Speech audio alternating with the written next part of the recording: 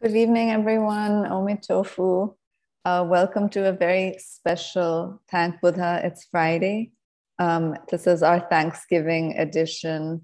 And the theme for today is going to be Voices of Gratitude, reflecting on the blessings and challenges of the pandemic. And not only is it special because it's Thanksgiving weekend here in the US, but also because we have a very special format today. We're going to have a panel of speakers, and we're all very excited to hear from people who have been very directly affected by the COVID pandemic. So I'm sure we're going to learn a lot from them. Okay, so it's my honor to introduce our guest speakers for today.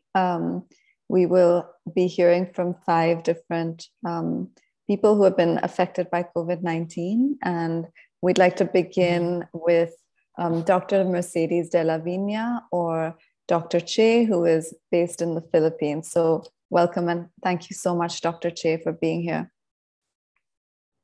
Good evening. Okay, so thank you for sharing the slides.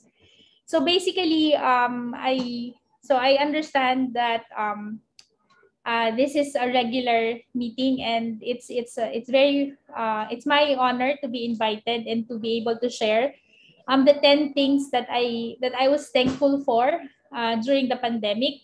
So it's going to be just random, but just a backgrounder, these 10 things actually helped me keep sane during the pandemic, considering that the Philippines was actually one of the worst struck. I think we are the worst country in terms of COVID response and COVID management.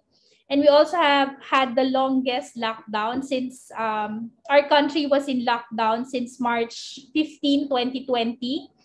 And it was only until this month that everything has been easing out. Not because COVID has left the country, but it's more because the government has been able to implement better controls, and that the economy is really suffering already. So if we can have the next slide, please. So here are the 10 reasons why I remain thankful despite the pandemic. I think foremost is that the assurance of faith. So you all know that the Philippines is basically 80% a Christian country. So I am one of those 80 million Filipinos who practice and profess to be a Christian. The second is family. I think all the more because of the pandemic, it was a demonstration of how close-knit our family was, and even our extended family, to a point where given that at the early stages of the pandemic, so there were only 2 of us who can move freely between cities because we're both frontliners.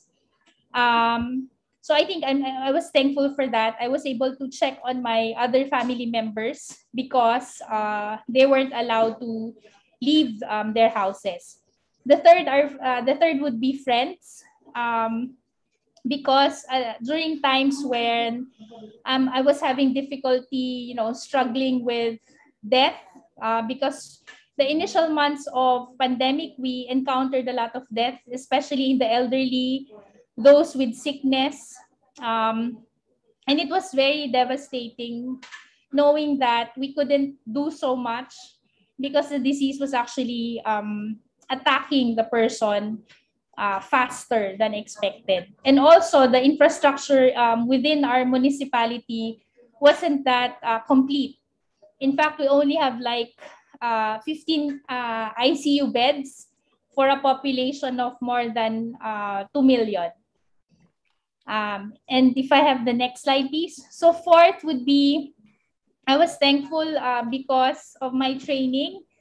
I think the last 2 years have been very, how do you call it? It was a testament that being a doctor is an advantage because one, it gives you understanding of what's happening. Second, it allows you to have access to information quite faster, and also we're free to move. No, so if there are relatives who needs help, and if there are relatives who needs to be seen immediately, we're not hampered by the lockdown.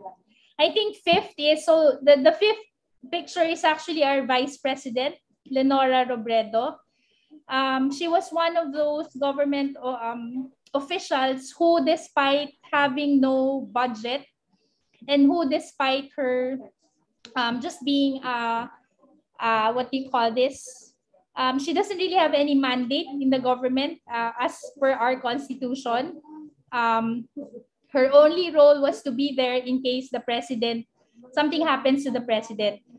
But she was the one who gave the healthcare workers, the frontliners, a lot of help during the pandemic.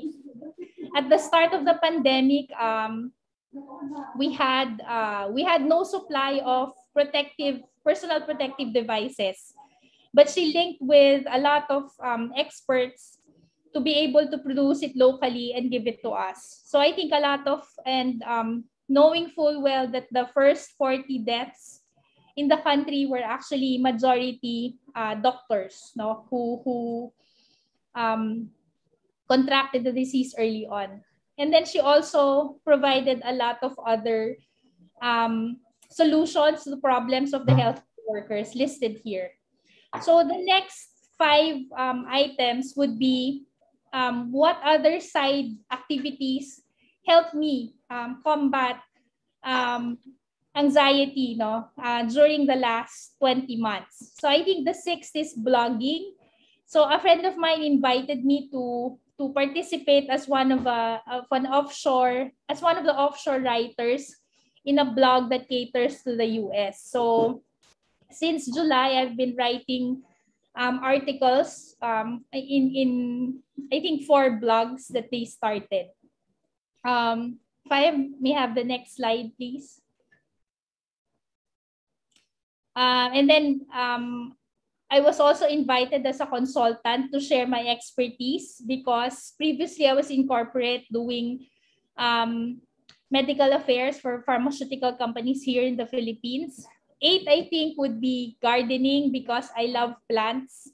And it was also a way of me to, honoring my mother, because she died in 2016 and she left me with a lot of plants that for me, I needed to take care of, because she left me with those plants.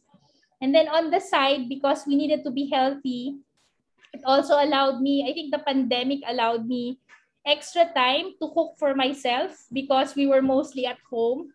So it's a good way to recalibrate, especially that as doctors, we actually advise our patients to eat well, sleep well, and be healthy.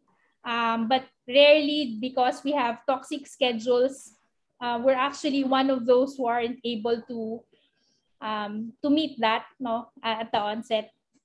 And then last would be always thankful that we wake up every morning despite the challenges, despite the exposure to COVID, because for the last 20 months, we've been taking care of severe critical COVID patients. And thankfully, I'm one of those healthcare workers here in the municipality where I'm practicing, where I never had to test because I became a COVID suspect. So thankful for all of these, and hopefully we see a world where we go back to a near normal, because I think we aren't really going back to how it was before the pandemic. So thank you, and looking forward to the other sharing. Thank you so much, Dr. Che. And I believe you're actually in your clinic right now. So thank you so much for being here and for sharing with us, even though I'm sure you have a lot of patients to attend to, and also all of your work during the pandemic. Thank you so much. We're going to move on to our next speaker, Dr. Lorene Wu. Whenever you're ready, Dr. Wu. Thank you so much for being here. Okay, thank you. Thank you very much for inviting me.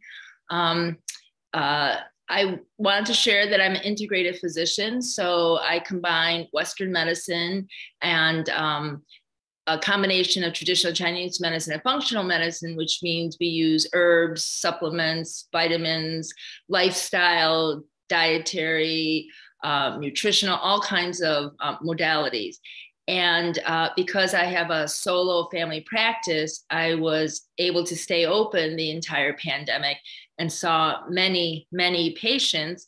And our work was about trying to help patients prevent them from getting COVID the best we could, treating those who did get COVID in a hopefully efficient, effective, and with the least side effects ways.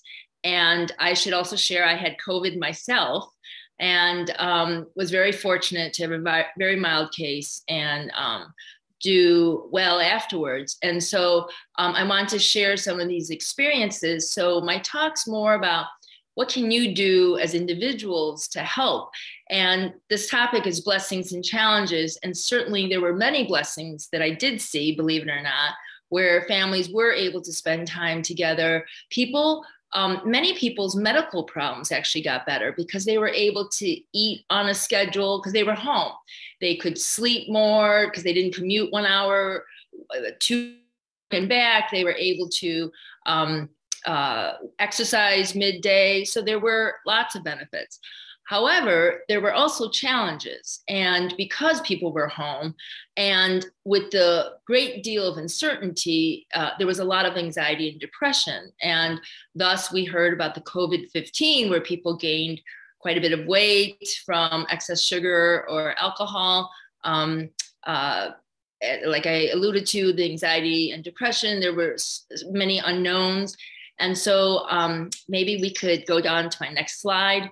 So I wanted to talk about how to move forward as we continue to have a lot of uncertainties. There's so much new information and it's rapidly evolving, and even scientists and medical professionals are trying to keep up with the information. So there's a difference between resignation and that leads to helplessness versus acceptance, understanding where you are, but also looking at and accepting that, and then able to actively and proactively make choices for yourself that would help you. The next slide. So my talk is in 4 sections. One is mental health, and then nutrition, supplements, and lifestyle ways to help yourself. Since all of you are associated with the temple and hopefully have strong meditation practices, this definitely is a way to make one more resilient to COVID, because meditation has been shown in many studies to increase the brain size and thus positively impact learning, attention. Also, it inhibits negative emotions, and it decreases activity in a part of the brain, which they call the monkey mind, the default mode network. And it's a network part of the brain that allows for the mind to wander, and you have all kinds of self-referential thoughts, but you can end up in that negative loop and end up less happy and ruminating, and thus meditation actually decreases activity in that area. And so encouraging you to continue to meditate and to let go and release the uncertainty, because there's a lot of uncertainty around COVID with the variants. Now they've just discovered a new variant, treatment options. What does this mean for you? What does this mean for your family? How much do you lock down? There's so much uncertainty. So meditation can definitely help with that. And also with staying in the present moment and breathing, you're literally calming down the sympathetic nervous system, which is that fight or flight system, which dramatically lowers your immunity. And it helps you upregulate the parasympathetic nervous system, which is the rest and digest system, and helps you regenerate. So again, encouraging you to meditate. Another thing is to monitor the negative self-taught or thought patterns, because people, what I've observed in my patients, there was a lot of fear-based thinking that led to a lot of negativity, a lot of anger at Why do they need to stay home? Why were all their activities curtailed? People had a lot of trouble coping with some of these changes. And I was encouraging patients to get involved in something called cognitive behavioral therapy, where your thoughts can lead to an emotion and thus a behavior. But the therapy goes back to the original thought. And if the thought is, why do I have to stay home? Why do I have to wear a mask? But the emotion is anger and fear, and the behavior is maybe drinking more, maybe, you know, acting out more. But if we go back to the original thought and maybe shift it to, I'm taking on an activity that's beneficial to me, that creates a whole different set of emotions and behaviors.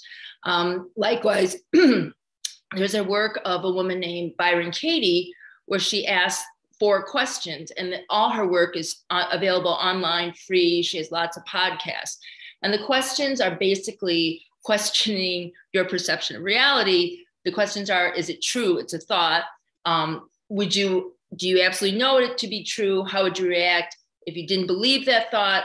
What would be your intention without the thought? So the point being is that you're questioning your own thinking and realizing that that may not be the reality. So that's another way to break some of the negative patterning, because I did see quite a bit of anxiety and depression during the pandemic. And then also prioritizing. You know, there's a lot of demands being made on people nowadays, especially parents with school-age children at home, elderly parents being very worried about exposing them. And so again, encouraging people to go within, finding their inner wisdom and prioritizing themselves, as well as prioritizing what really needs to be done and letting go of the rest, and the idea of things being good enough. And then practicing really good self-care. And the next 3 slides will go into a little more detail about nutrition, supplements, and lifestyle. So nutrition, and I have a lot of detail, and so I'm going to skim some of this, but you know, I put it on the slide so you can read about it. For sure, an anti-inflammatory diet, reducing caffeine, because caffeine is a diuretic, it dries you out, it constricts blood vessels. But people were feeling they needed it because they were sitting hours a day on Zoom, which is not natural. Sitting is now the new smoking.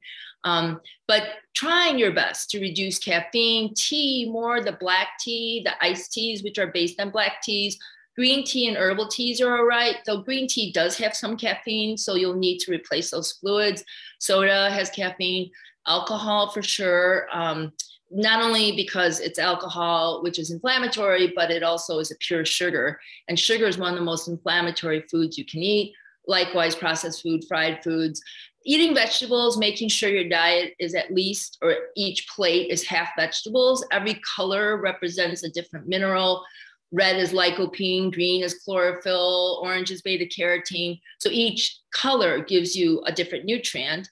And then the most beneficial, if you can work into your diet on a daily basis, your kales, your Swiss chard, collard greens, and if you can tolerate it, wheatgrass and seaweeds. But doing your best to just reduce the inflammation and increase anti-inflammatory foods. And then trying to drink half your body weight in water, because our body is, the majority of it is water. And so all the enzymatic reactions occur in that. So that would boost your immune system tremendously just to eat better. The next slide is about supplements that you could take. Yes, okay. And real quickly, basic ones. You know, many studies around COVID have talked about the importance of vitamin D, vitamin C, zinc. Quercetin just came out in another study as being important. Glutathione is a very important liver detoxer.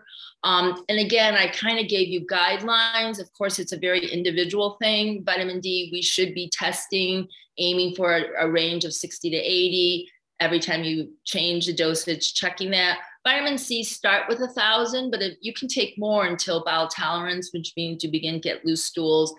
Zinc, you know, staying on the lower side if you want to start with that. Take with food. A lot of people get nauseated with it. Quercetin and glutathione. But again, these are just suggestions, but they have been very helpful in strengthening people's immune systems. The next slide is lifestyle modifications. One of the most important is sleep. briefly, I was talking about the different stages of sleep. And the important thing to note is in stage 3 and 4 in deep sleep is the only time your body builds itself, rebuilds tissue, restores itself. The brain has been found to have a lymphatic system. It clears the brain. And so bottom line is trying to get as many good quality hours of sleep. The most important hours is between 10 p.m. and 2 a.m.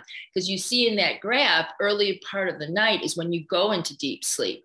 Later part of the night, you go into REM sleep, which is also important because that's when the brain begins to store long-term memory and process. Another important thing is movement. And it doesn't have to be extreme at all. Just walking would be fine. But aiming for 30 minutes 5 times a week, though their new studies have shown that as we get older, they actually recommend an hour a day as we get older. So it's not less as we get older, but more. If you're doing the same thing over and over, you might get to a plateau. So high intensity intervals, when you go a little faster, 30 seconds fast, 90 seconds slow, 30 seconds, 90 seconds, that changing, even though you're walking, you're making yourself go faster and slower. That kind of confusion for your body actually helps your body develop quicker. So again, you can go at your pace. It may be a very slow pace, but for you, it's quicker for those 30 seconds.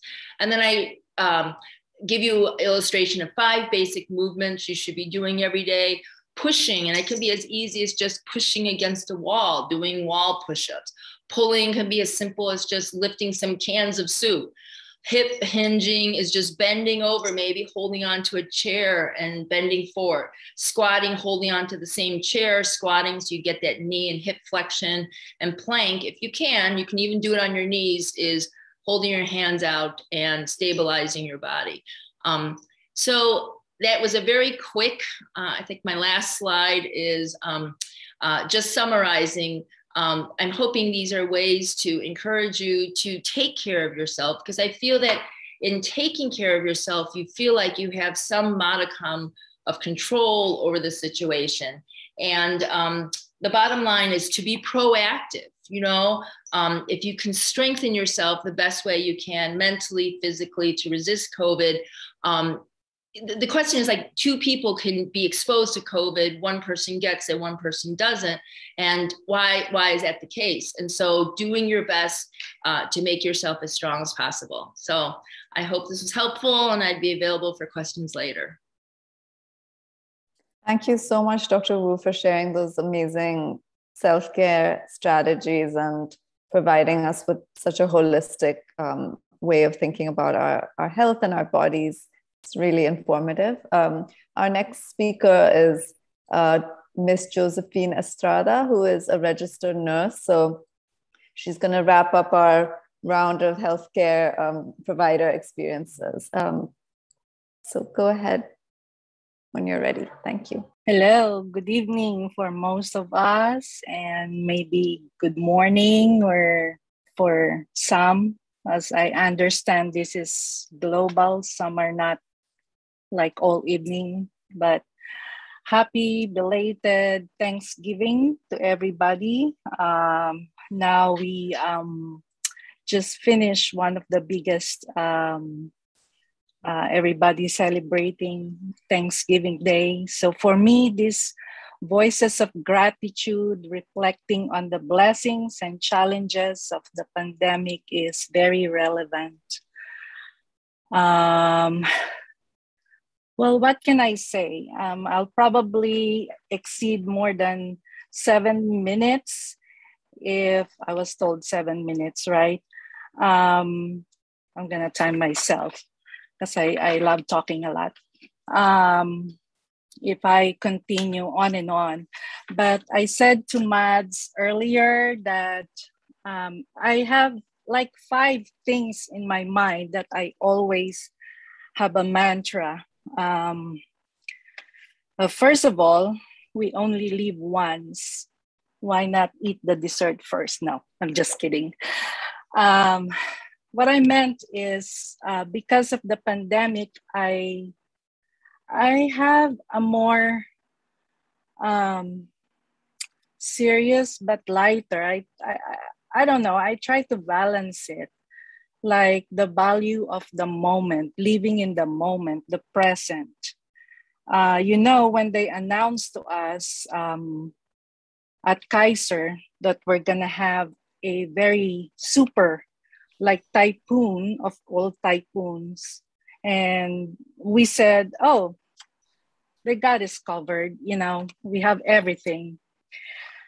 But then it turns out no one is in control of anything, and we don't even know. Protocols are changing and stuff like that. One moment it's like this, the other moment it's 10 feet, not 6 feet of social distancing. It's an airborne, respiratory isolation. So what do you do? So the part that earlier the Dr. Viña was saying, self-talk, I did that a lot to myself. Probably I was the craziest of all the nurses, because as I'm wiping everything, the PPEs, I'm like really talking, sometimes loud, because I can't even hear myself talking sometimes because of all the darn PPEs that we have. And my patient can't even understand what I'm saying. So I said, stay in the moment. If this is your time, make use of what you have. So it works for a while. And then I said, okay, so now that I am in the moment, what are the things that I need to do? It's more of like, for me, it's self-talking. Because if you're a nurse, you must be able to be, doctors are not always there. They're like, roaming around the hospital. Sometimes we run the show with patients. I have like 4 or 5 patients, sometimes 3 patients critically ill. So I have some pre-existing condition. Next slide, please. My pre-existing conditions, I would say, are fears. I have so much. Confusion, anger, anxiety. And then the fear of unknown is the biggest one. So I said, okay, at one point, I've been carrying that and trying to act as much as possible. It's going to be okay. It's going to be all right. But later on, I thought to myself, maybe go back to the basic. I call it the nursing 101, elementary, simplifying. There's such thing as, what we call in nursing 101. What do you learn? For example, hand washing. How do you wash your hands? Okay, is that it? Okay. Would you imagine that Kaiser have a position for a nurse to just sit there and look at the staff, how they wash their hands, how they use their PPE? So I said to myself, are we really allocating our resources? You can be critical like that. But later on, it's for your protection. It's for the protection of your patient. So, okay. So going back to the basic of taking care of myself, my kids, their safety, my dad. And I still have the fear, but don't get me wrong. I was so paranoid. I sent my kids to my ex-husband. I told him, take care of the kids. Make sure they grow up well. They go to college, as if I'm giving my last will and testament. But, at one point now I'm laughing. I did that. But then I said that because I want to be clear. Being in the moment, sometimes you're overwhelmed. There's a lot going on. So it's better to do the basic first, to stick with the basic, not so much watching the TV because, at work you have plenty of information going inside your brain. The protocols changes, the updates comes, the CDC does this and that. And then your family members are calling you, and you want to be empathetic to them. At the same time, you want to be composed. So there you go. I have no control except to surrender everything. And I said to myself, how do I focus? Always see the positive things of everything. Like I remember it was like June, I was sick, but it turns out it wasn't COVID, it was something else. I was stressed out. Like I had a detergent or whatever that I use so much, I become paranoid, and then I broke out in rashes, and then I become respiratory stress and everything. So I said to myself, look at this. You know, you have inside of you that little strength that's coming from a force that is different, maybe more. Oops, that's my alarm. Greater than you are. So, you know, stay there, contemplate. I did that a lot, self-talk to myself. And then when I see my kids, I always pick up the positive that I'm living for them, not for me alone. And we're gonna get through this. I guess that's what keeps me alive. I didn't have the COVID. At one point, I was proud, but then I had friends, close family that had the COVID, and I said to myself, oh my God, I feel their pain. Looking back, for me, the most important right now is just to be maybe the wisdom, how we live to tell the story. So what is now, how do we balance our life? How do we say thank you?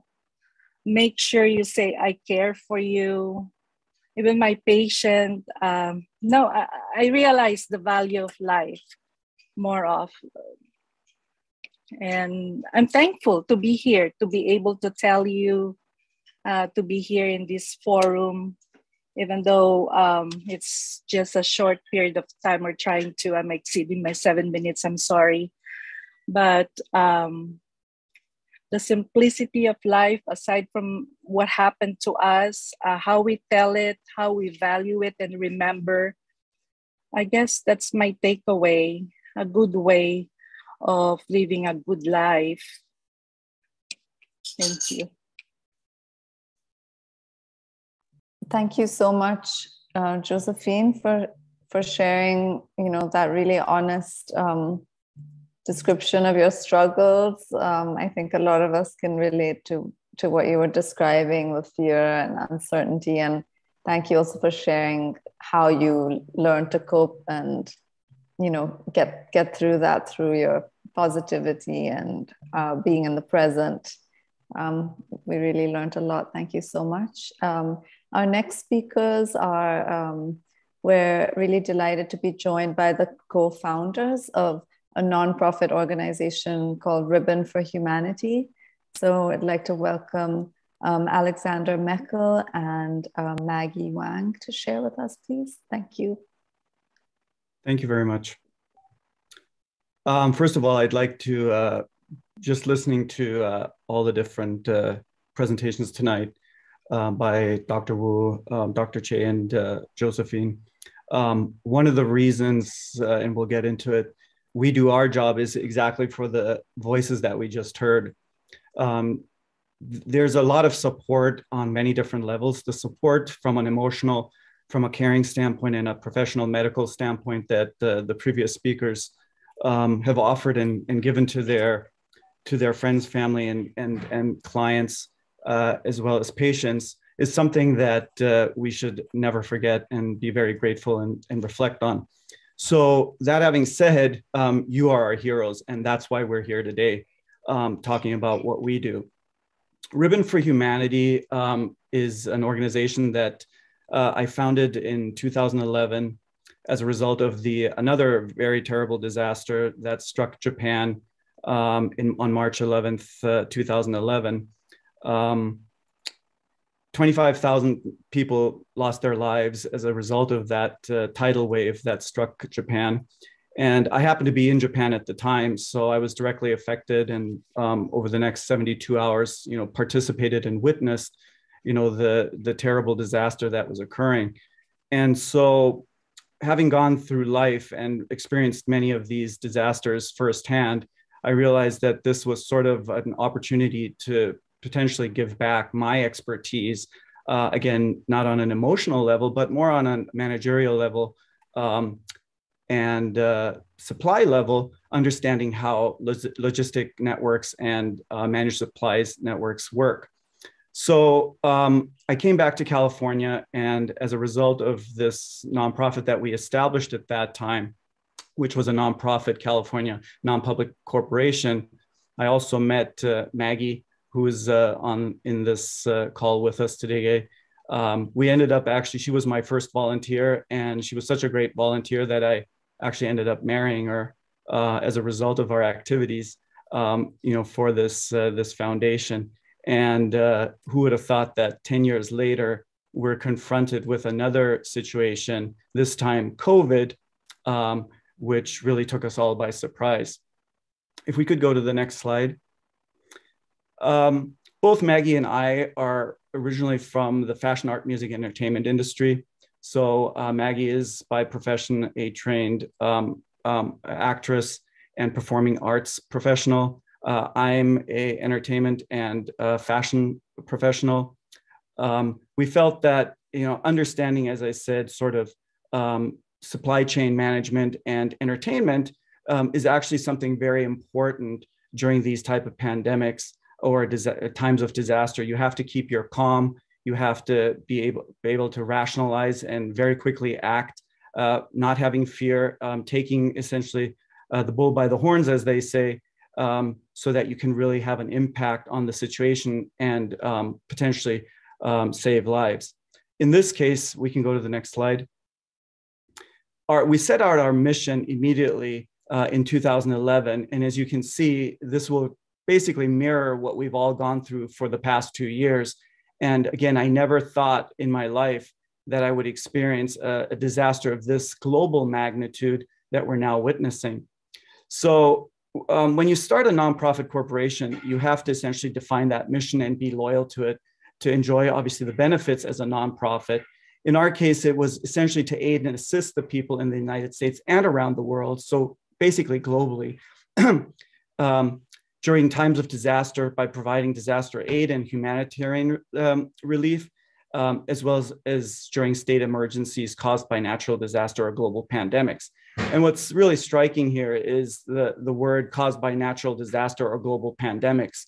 Again, remember, this was 2011.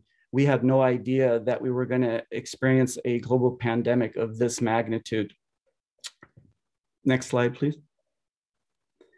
What we really, again, that March of 2011, when Maggie and I got together and started looking at ways we can essentially give back to the communities that had treated us, in this case, it was Japan, treated us very well.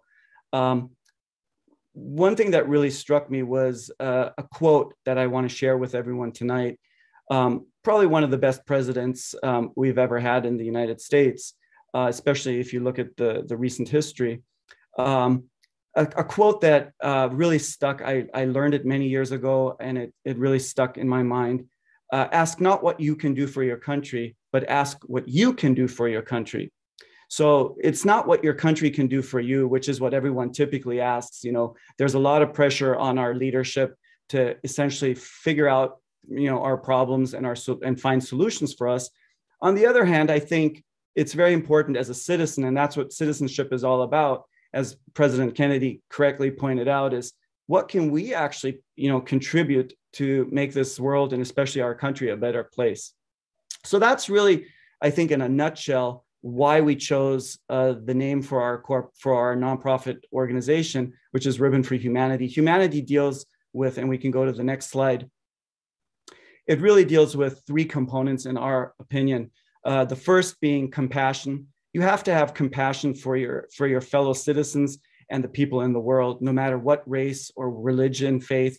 It really doesn't matter. Compassion is a key component of what we believe humanity is all about.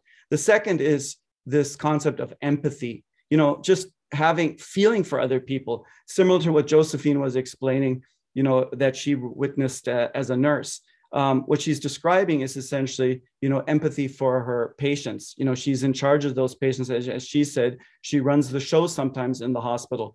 So if you don't have empathy for your patients or the people that you need to care for, there's no way you could ever take that job.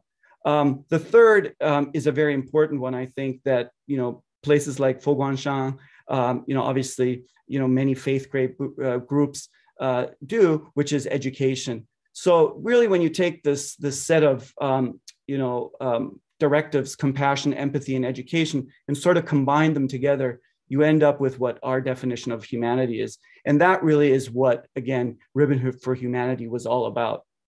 We can go to the next page. So when we set out, there were really certain requirements from our end as a humanitarian aid organization that we needed to be able to offer to people in need. One was a very obvious one, and it's obvious now. It wasn't so obvious when we started, which is medical supplies and PPE. Just having access to medical supplies was really the key between death and life. And so we needed to make sure as a humanitarian aid organization that we would always be able to have access and understand the supply channels for medical supplies. The second is food distribution, especially when you have disasters, typhoons, earthquakes, the kind of things we were used to, all supply chains shut down. So you may have medical supplies, but in the end, if you can't get the food and water to the people, and as Dr. Wu said, you know, half of our body requires water, we can't sustain ourselves, and you basically pass away, not from the disaster itself, but from actually not getting food and water in time to sustain you. So food distribution, a very important component. The third, logistical support. Now you have access to medical supplies and food. You need people or trucks or transportation to actually get it to people. And again, this is something that when you're in this business that we were in, you have a lot of experience with trucking companies, airlines, all these things that are required in a disaster or the kind of pandemic that we all experienced. The fourth, which is educational and volunteer service, you need to know how to lead volunteers, find volunteers and get them to essentially participate and do that on a volunteer basis so that you don't have to pay for it, because in times of disaster, finding people is not easy. So you have to be prepared for that situation from the beginning. So in a nutshell, those were the four areas that we decided from the outset in 2011 to really focus on. Let's go to the next page. So let's start with medical supplies and PPE. Next page. What I'd like to do before we actually go into the details of this is we share the video, which really summarizes in a nutshell what really we did over the past 2 years for our community here in the United States as well as globally.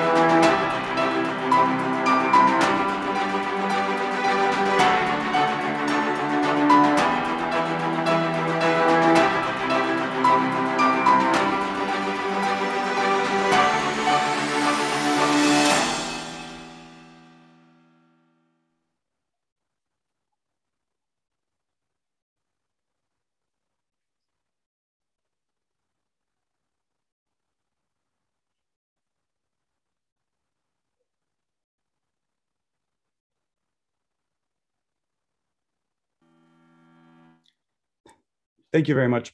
So as you can see, again, a big part of what you just saw was in the early months. So basically starting in February of 2020, when the pandemic broke out, all the way through, I mean, even currently, we're still obviously distributing PPE, but not in the amount that was required at the time. And we have to put this into context that you saw basically empty supermarkets, you saw, people basically dying.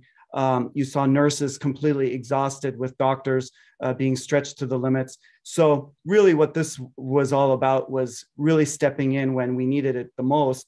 And again, you saw many of our volunteers, you saw ourselves hands-on, we didn't go, our jobs basically were put on hold. That was not our job. Our job was now to step in to help our communities and figure out how to leverage the 4 components we talked about: the supply side, the food and distribution, the logistics. And you can see it went to the point where we were carrying boxes, and it didn't matter what our job was before. At this point, we were all asked to step up and help the people, our heroes, as we call them, the Josephines of the world, that really were in the hospitals, trying to save lives. The communities we served were faith-based organizations, homeless shelters, farms, workers, retirement homes, FedEx, UPS, shops, restaurants, police, fire departments, schools, universities, hospitals, volunteers, consulates, meaning foreign dignitaries, public health departments. You saw us, we basically ran the entire Los Angeles Public Health Department logistics program from about April of 2020 all the way through fall of 2020. While all the public health department officials were sitting at home in front of Zoom meetings, it was our organization actually doing their job on the front line, passing out and securing PPE supplies, packing them and making sure they got out to all the different institutions that we talked about. And then lastly, obviously, government agencies that didn't have any PPE until probably about April or May, and we were already supplying the front lines in February and March based on the funds that we had raised. Next page. The countries we served, this activity that you just saw in the video was not limited or restricted to the United States or California, or specifically where we are in Los Angeles.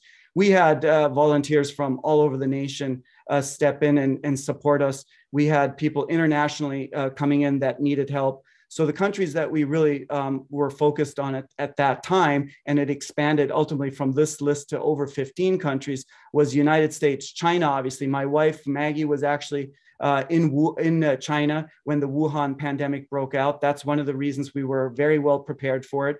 We got her back in time during the first week of February.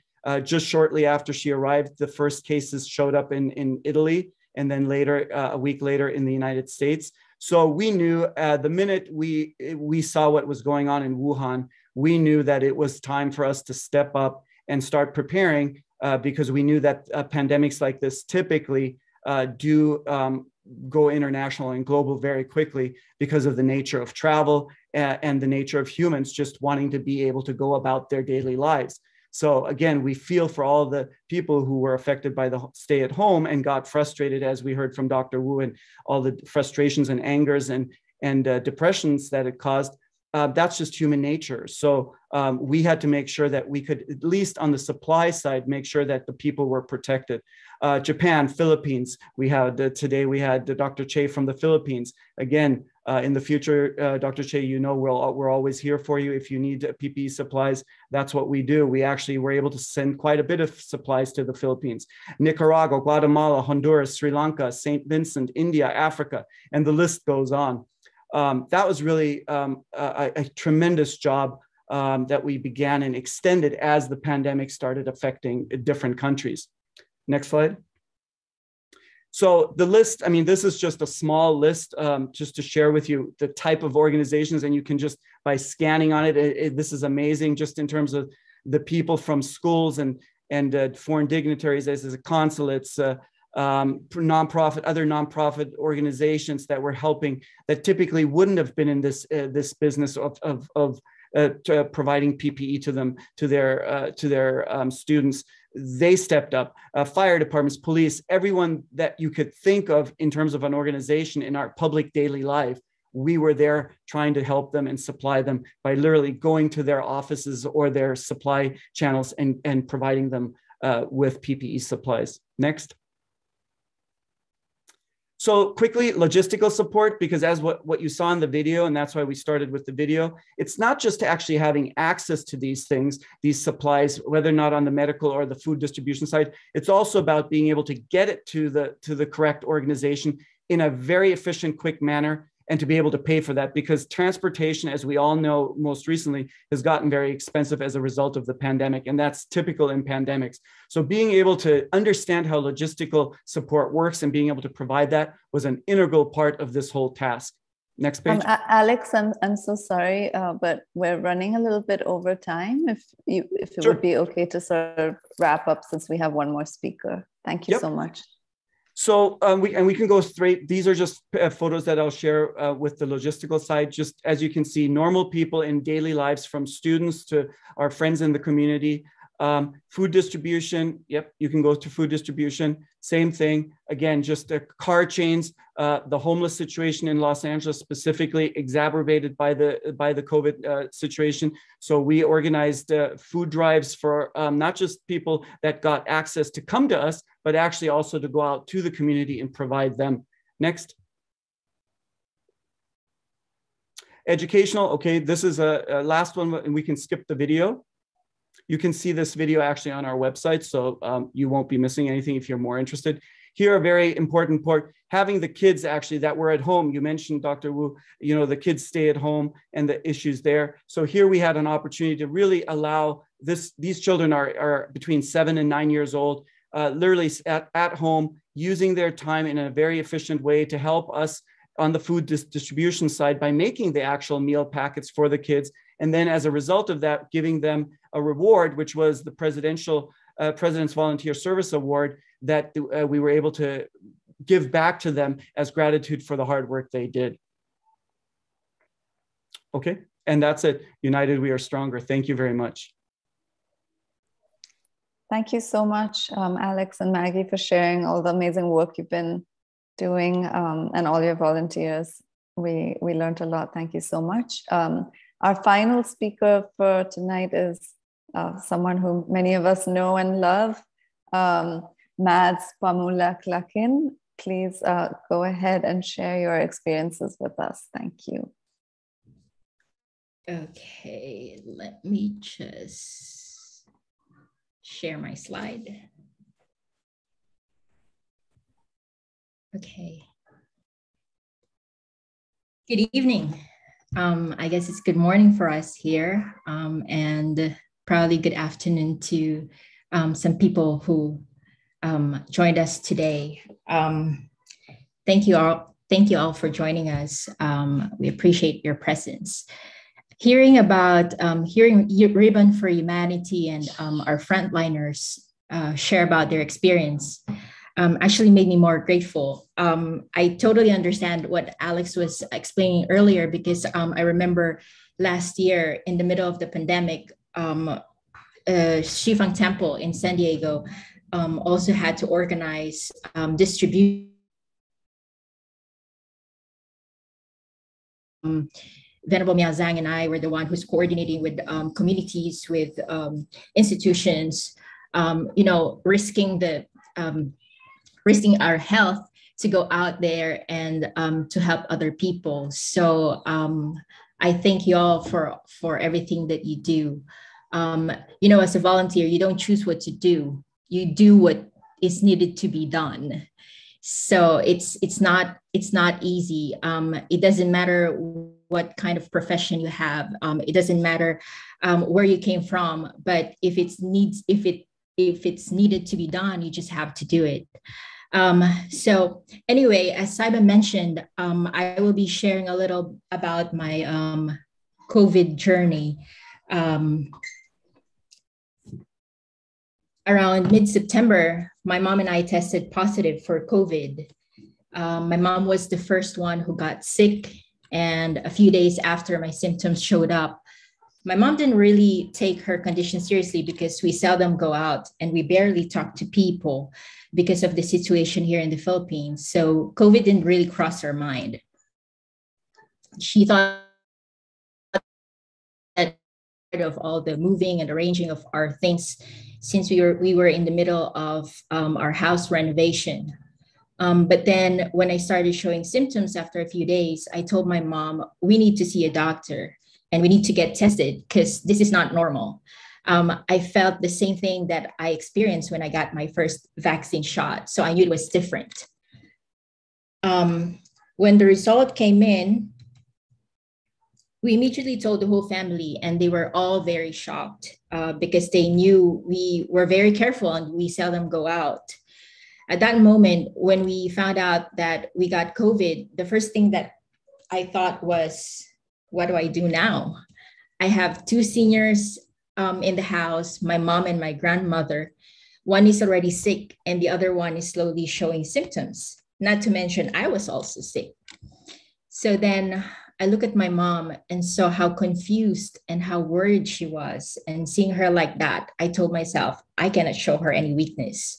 I have to stay strong and mindful and take mindful actions to deal with the situation. So the thing about COVID, you're not just dealing with the physical condition, but you also have to deal with the emotions, the mental state, and of course, the faith, the spirituality. I was very lucky that I only experienced mild symptoms. So after a few days, I was actually feeling better. Unfortunately, it was not the same case for my mom.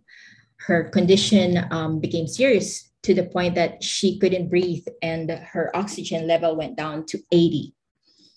We had to give her an oxygen tank so that she will have supplemental oxygen to be more comfortable in breathing.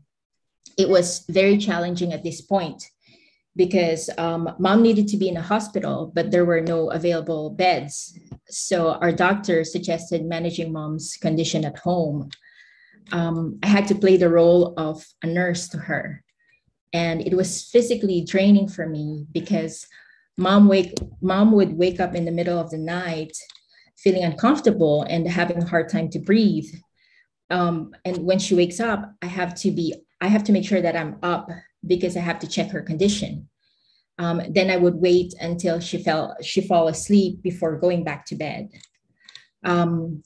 We have medicine prescriptions that we need to take, and it's time sensitive. So I have to be up early to make sure that she takes her first batch of medication on time and make sure that she's okay. Then I would have to cook breakfast because we're in quarantine and it was just the three of us at home.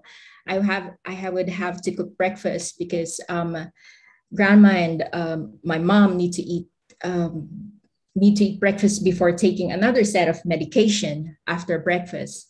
And at the same time, I have to make sure that I take my own meds and I eat my own breakfast. So by the time I finish all that, it is just enough time to prepare for lunch and do everything again. I didn't know how I manage it on top of projects, on top of classes that I have to attend.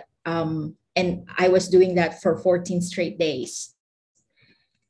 So aside from the physical condition, we were also dealing with the mental part. And this is the most challenging part because I'm not just dealing with my own mental state, but I was also dealing with everyone around us. I have to stay mindful. I have to make sure that my grandmother and my mom takes the right medicine on time. I had to learn how to install a regulator to an oxygen tank and read the flow meter rate so I could report it to our doctor. I am not a medical professional. When you just have to embrace the situation and just do what you need to do. So two things that kept me going.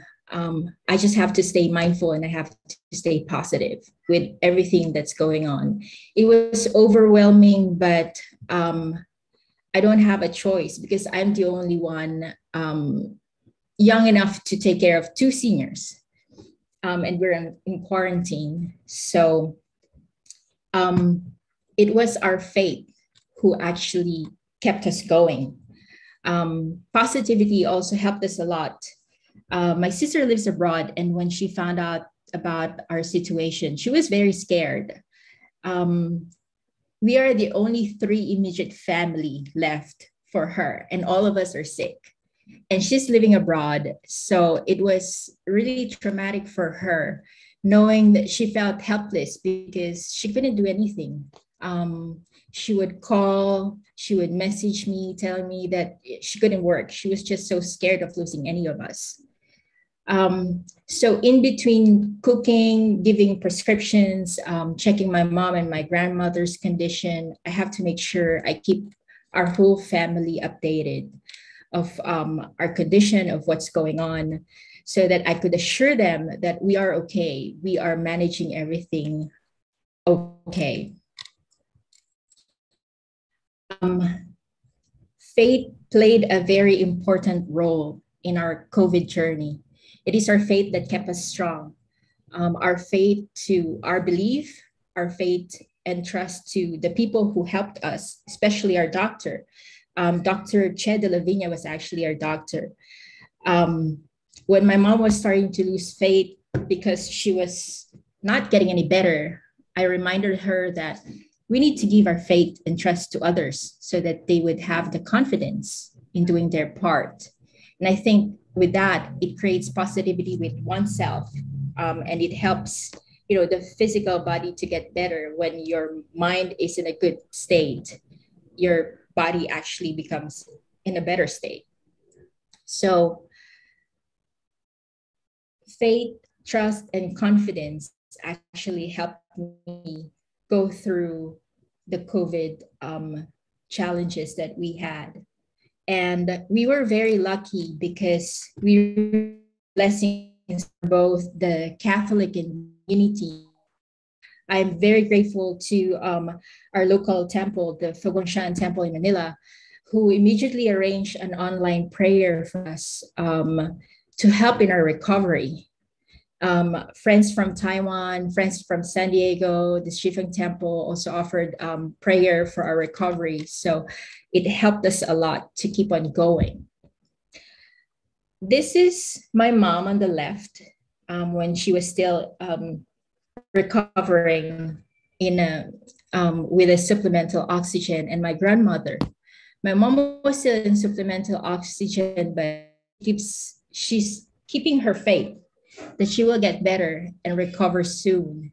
And grandma showed some symptoms, but she tested negative for COVID, even though she was exposed to us. So we were really grateful about that. We wouldn't survive this COVID journey without the help of many people. And our family, who has given us all the support we needed, financially, emotionally, everything that we need. They've provided everything. Our doctor, who is very patient and friendly, making sure that we get all the medical help we need. The medical technician and the administrator from the hospital, who made sure that even though we're in quarantine, we can still get the proper care that the hospital could give us. The medical technician, she was actually very brave. That like COVID positive, just to get blood sample from my mom because the doctor need to ordered some lab tests to check her condition. So that was really brave of her. And she's doing it outside her office hours. So it may be a job for her, but for us, she's actually doing us a favor, and a very big favor for our recovery. And of course, my cousin, who has been very patient with me, giving me instructions. She, despite of her crazy schedule at the hospital, she would check on me every day. In between her shifts, she would call me. I'm actually grateful because during the day, I could actually talk to Dr. Che, who's our doctor. And at night, because of the time difference, I could actually talk to my cousin and ask her about what to do in this situation. So she patiently explained all medical terms and procedures procedure that I needed to know. And of course, I'm grateful for Venerable Master Xing Yin, because without him, there wouldn't be any Fogwangshan, and Fogwangshan branch temples actually help us.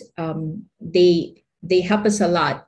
They've been giving endless generosity and support to me and my family, and especially when we got sick. So I am really grateful for Fogwangshan, for the community, for everyone who prayed and who supported us during this difficult time. So I would end my presentation with a quote from Venerable Master. Rivers are long when they twist.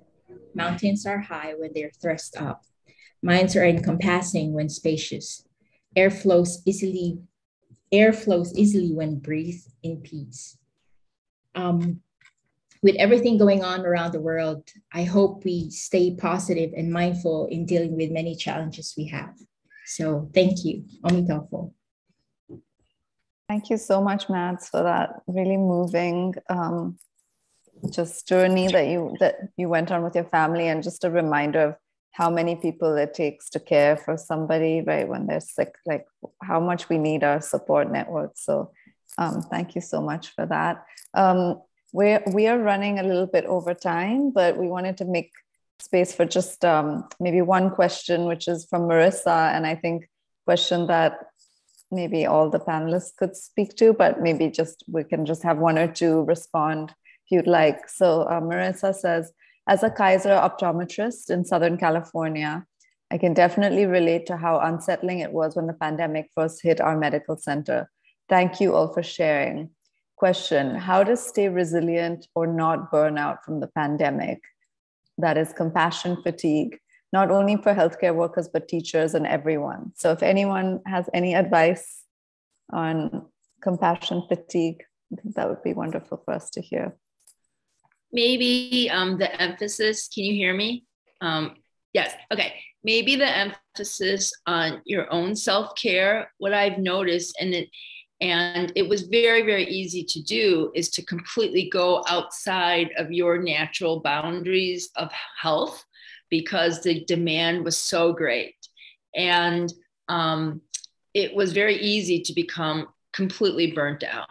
And to sneak in as much as you can self-care, whether it's one day don't do a shift and really sleep, or one day cook for the whole week so you have really nutritious food and you're not just eating in the hospital all week. Or it's these little things that can add up, because it was really overwhelming.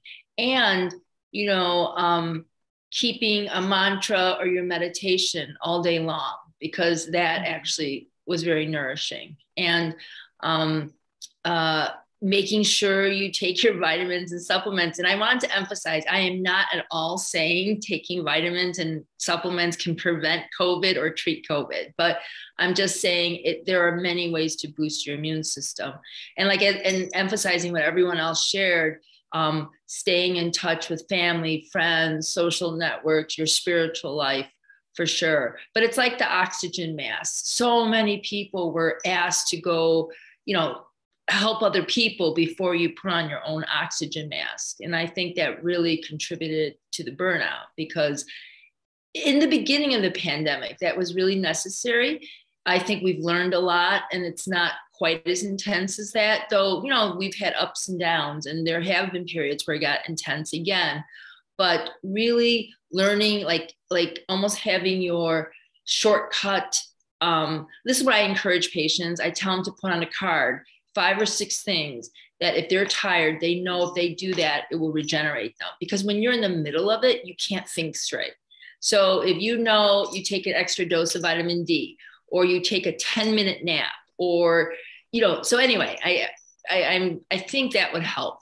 So, Thank you so much for sharing that, Dr. Wu. And just want to thank all our panelists again so much.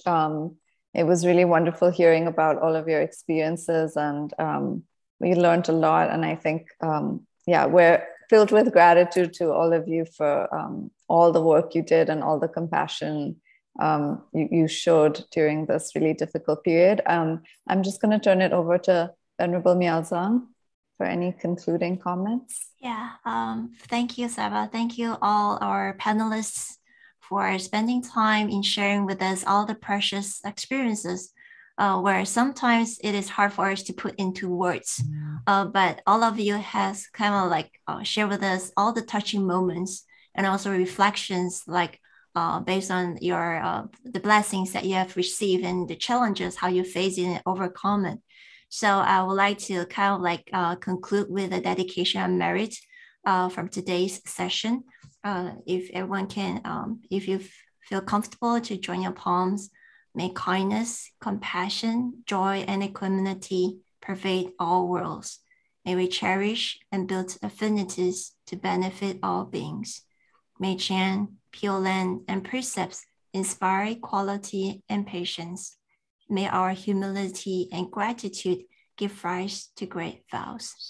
So we all hope that everyone stays safe. And thank you again for spending time with us in listening and of course in sharing all your experiences. So thank you again. Take care. Thank you.